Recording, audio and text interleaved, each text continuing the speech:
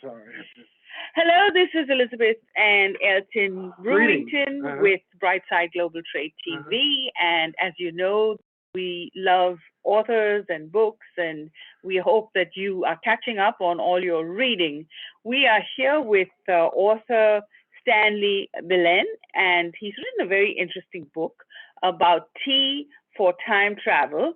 And this is a book that's out everywhere if you would like to purchase it and read it. And so here we are with this very interesting topic, a series of short stories. And I think it'll be perfect since many of us are getting on an aeroplane and traveling now to read.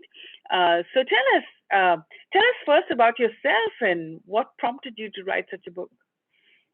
Hi, Elizabeth. Hi, Elton. Thanks for having me. So, this book, well, first of all, I am a career executive in corporate America. I've had lots of jobs in advertising and in general management of startups, but I've always wanted to write stories. So, ever since I am a teenager, I have stories I've been writing and always dreaming about having my own book out there. But life catch up with you, right? And then I end up going to engineering school, which is not related to writing at all. Got one job after another, did my MBA, became a successful executive, and then I felt locked in my own gilded cage. I felt locked into my own success. And with the pandemic, I was able to get a pause on my life, right? I also had some personal stuff that happened with my son that made me pause my life and say, well, if I'm 45 now, and if I don't do it right now, when will I do it, right? So I decided to stop everything and focus on writing these stories I always had inside me, but they were never out there in the paper. And during the pandemic, I wrote it and I published the book, which is called Tea is for Time Travel, which is a collection of 10 stories around the theme of time travel, but going in very different ways and directions.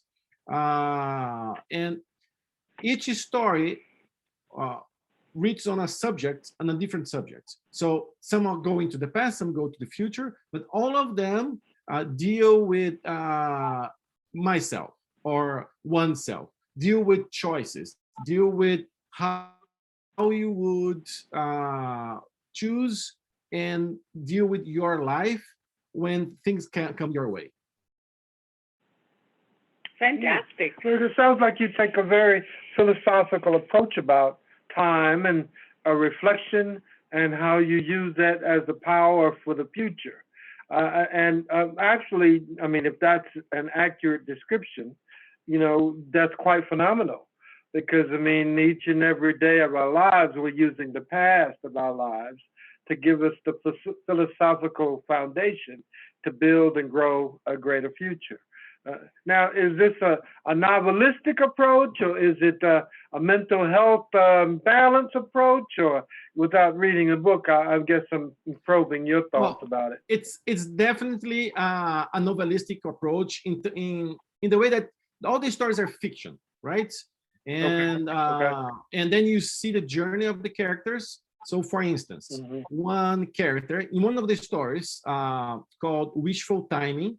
One of the characters is a girl. She's walking on the beach, a young woman. She's walking on the beach and she finds a magical lamp. When the genie comes out of the magical lamp, the genie does not grant three wishes. The genie grants three time trips. So she needs to choose where she would go and if she would come back or not, because it's three trips. So do you go somewhere and come back, or do you try? And she chooses to see her own future. And she chooses to make sure that she will be prepared for her own future. So that's one of the stories. that combines fiction with that element of trying to find your own way.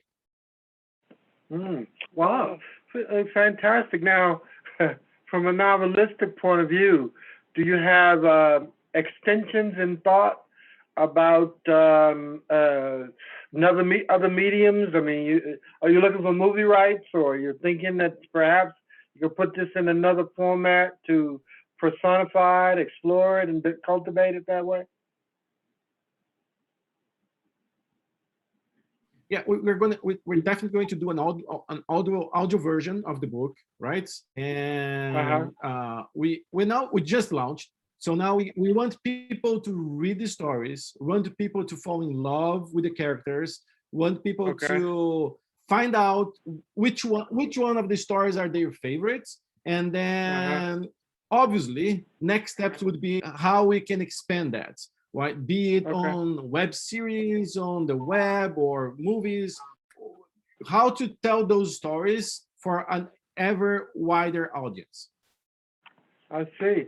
Sounds fabulous, Stanley. I mean, I can see the gravitas of such a read, but I don't know if you've considered in the pre-word some modern day philosophical perspectives about this as it relates to who you are and who you're becoming, because those are the two fantastical questions that every living person has to face. You know, who I am, no, who I was, who I am, and who I'm becoming. You know, and many people never come to grips about that. It's been said that you know the day that you're born, but you never really come to life until you discover why you were born. You know, like that. Yeah. So it sounds amazing. Can't wait to read it. How big is the book? We're talking. It's around 200 pages.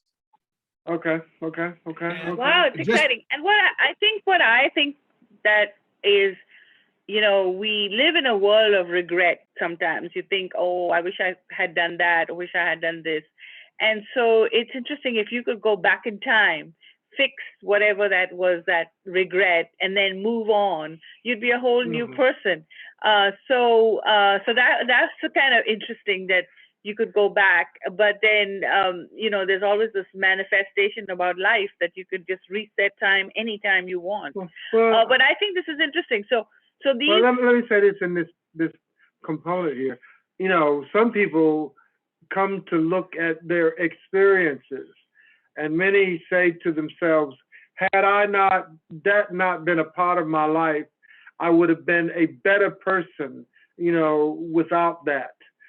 And then there's a perspective that, you know what, because of that experience, it has made me who I am today, and I'm all the better for it. You know, that kind of power, man, you know, is irreplaceable in that regard. Another story that's called Time for Everything. It happens in a church environment, and a time angel picks up a boy, little Jack, and does the opposite, shows him what's going to be the possible outcomes of his life, and what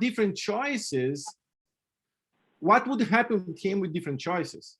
So he sees two paths, one path where he chooses to not get angry, to be good, to try his best, and he sees one outcome, and he's also is faced with the outcome of decisions that could hinder his future. So it's the other side of the coin to try to bring some perspective on exactly that, right? The idea is, how can I re-signify all those experiences that I had in the past in order to make better decisions for the future?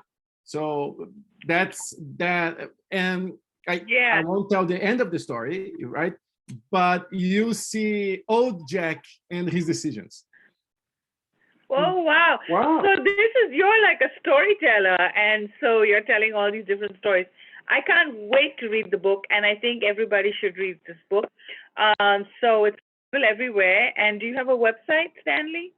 Yes, it's www.stanley.com, but my Stanley is spelled differently. So at the end, instead of Y, is I. So it's STANLEI.com. That's great. And you also get this information on brightsideglobaltrade.org.